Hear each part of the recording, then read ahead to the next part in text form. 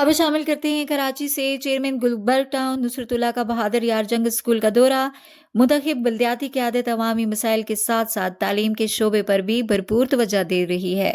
Chairman Gulberg town नुसरतुल्लाह ने 13 नवंबर 2024 को UC 8 में कायम बहादुर यार जंग स्कूल का दौरा किया और स्कूल में जारी तज़ीन व आराइश के कामों का मुआयना किया। इस मौके पर चेयरमैन नुसरतुल्लाह ने कहा कि बेहतरीन तालीमी मयार हर बच्चे का बुनियादी हक है और सरकारी स्कूलों का मयार बुलंद करना हमारी अवलीन तरजीह है। हम अपने मुस्तकबिल के ममारों के लिए सरकारी स्कूलों को जदीद तकाज़ों से हम-आहंग कर रहे हैं। उसातिज़ा की तरबियत और स्कूलों की तामीर को मॉडर्न खतूत पर इस्तवार किया जा रहा है ताकि सरकारी स्कूलों का खोया हुआ वकार दोबारा बहाल किया जा सके। उन्होंने मजीद कहा कि डायरेक्टर एजुकेशन मोहम्मद नईम हनीफ और तालीमी कमेटी के अरकान स्कूलों के दौरे करके तालीमी म्यार को बेहतर बनाने के लिए मुसलसल कोशां हैं।